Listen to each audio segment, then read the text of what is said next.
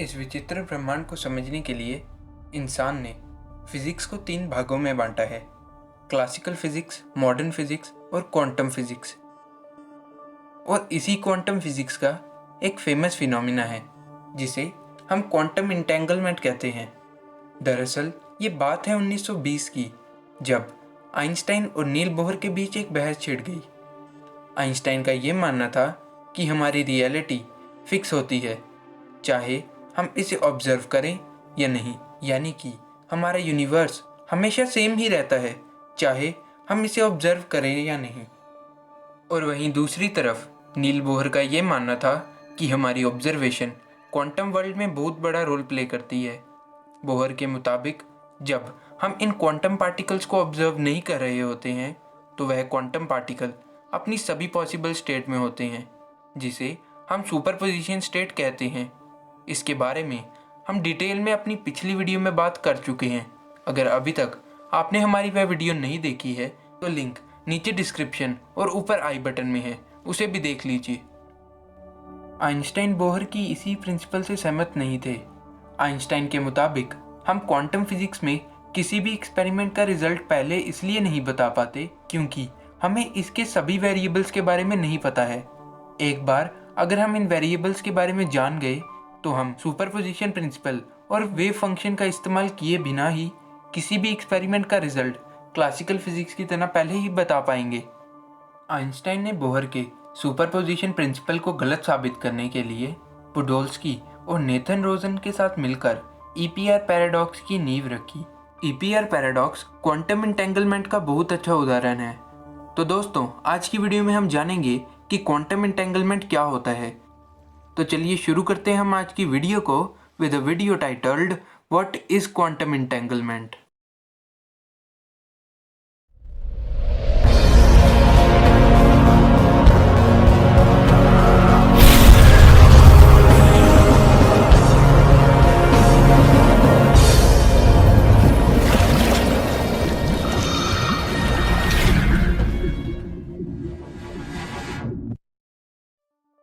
जैसा कि हमने अपनी पिछली वीडियो में जाना था कि क्वांटम पार्टिकल्स को ऑब्जर्व ना करने पर वह अपनी सभी पॉसिबल स्टेट में होते हैं, जिसे हम सुपरपोजिशन स्टेट कहते हैं। उसी तरह इन क्वांटम पार्टिकल्स की एक और खास प्रॉपर्टी होती है जो कि है स्पिन प्रॉपर्टी। यहाँ स्पिन का मतलब ये नहीं कि पार्टिकल्स अपने एक्सिस पे रोटेट करते हैं। स्पिन असल में क्या होता है इसके बारे में हम अपनी आने वाली किसी वीडियो में जानेंगे। अभी आप ये समझे कि क्वांटम पार्टिकल का स्पिन या तो अप हो सकता है या तो डाउन। अगर क्लासिकल फिजिक्स की माने तो एक क्वांटम पार्टिकल एक समय में या तो अप स्पिन कर सकता है या तो डाउन।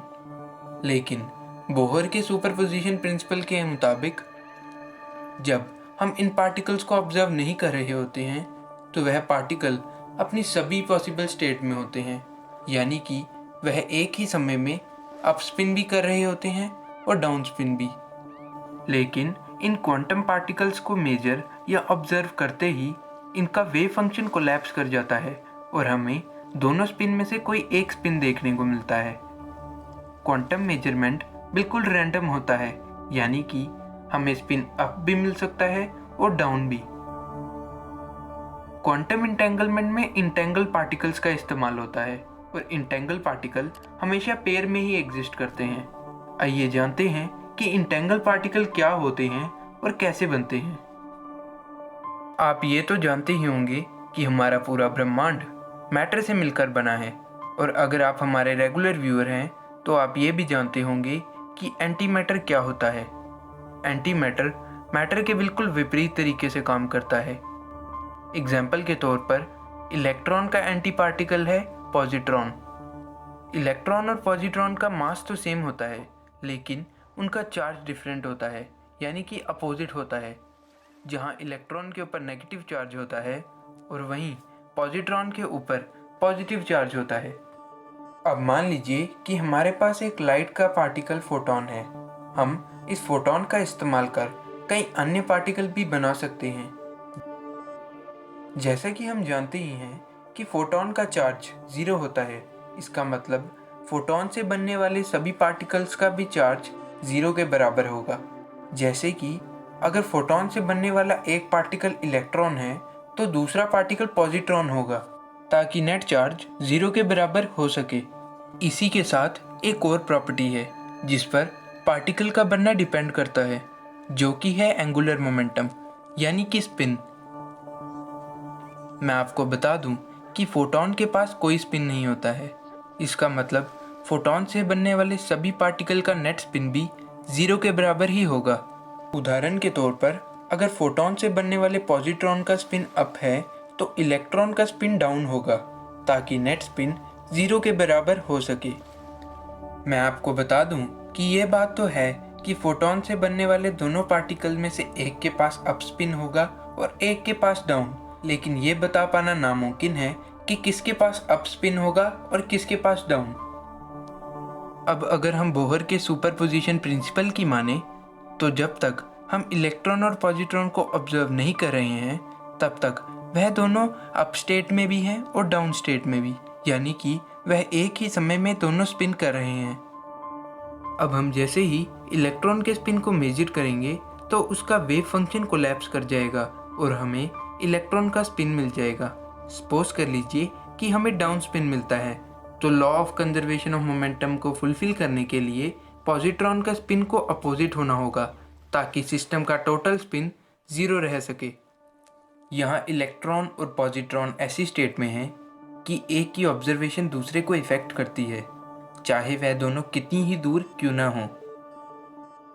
एग्जाम्पल के तौर पर इंटेंगल पार्टिकल बनने के तुरंत बाद हमने एक पार्टिकल को पृथ्वी पे ही रहने दिया, जबकि दूसरे पार्टिकल को हम ब्रह्मांड के किसी अन्य कोने में ले गए। तो जैसे ही हम पृथ्वी पर रखे पार्टिकल की स्पिन को मेजर करेंगे तो हमें उसी समय दूसरे पार्टिकल की स्पिन के बारे में भी पता चल जाएगा। ये प्रोसेस इंस्टेंटेनियसली होगा, यानी कि बहुत जल्दी होगा। तो क्या यहाँ इंफॉर्मेशन लाइट से भी तेज ट्रैवल कर रही है? जबकि आइंस्टाइन की थ्योरी ऑफ रिलेटिविटी के अनुसार स्पीड ऑफ लाइट से तेज कुछ भी ट्रैवल नहीं कर सकता, यहाँ तक कि इंफॉर्मेशन भी। फिर आखिर इतनी तेज इंफॉर्मेशन कैसे ट्रैवल की? आइंस्टाइन का ये तो मानना था कि अगर हमें एक भी क्वांटम पार्टिकल के स्पिन के बारे में पता हो तो हम दूसरे क्वांटम पार्टिकल के स्पिन के बारे में भी बता सकते हैं, लेकिन उनका ये मानना नहीं था कि यहाँ इंफॉर्मेशन स्पीड ऑफ लाइट से भी तेज ट्रैवल कर रही है। आइंस्टाइन ने इसे ही ईपीआर पैराडॉक्स कहा है।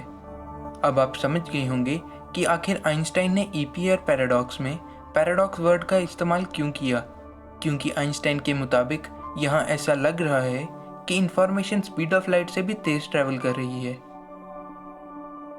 आइंस्टाइन का ये मानना था कि अगर हमें लोकल हिडन वेरिएबल्स के बारे में पता हो तो हम वेव नेचर को बिना कंसीडर किए और थ्योरी ऑफ रिलेटिविटी को बिना तोड़े दूसरे पार्टिकल के स्पिन को भी बता पाएंगे।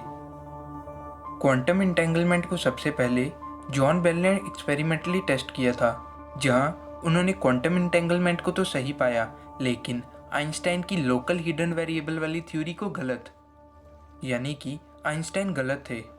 इसका मतलब इस आइंस्टाइन और बोहर की बहस में जीत बोहर की हुई। तो दोस्तों, यही थी हमारी आज की वीडियो क्वांटम इंटेंगलमेंट। आशा करता हूँ कि आज की वीडियो आपको पसंद आई हो। अगर ऐसा है तो वीडियो को लाइक करें और साथ ही साथ चैनल को सब्सक्राइब करें। मिलते हैं किसी अगली वीडियो में, तब तक के लिए बाय बाय।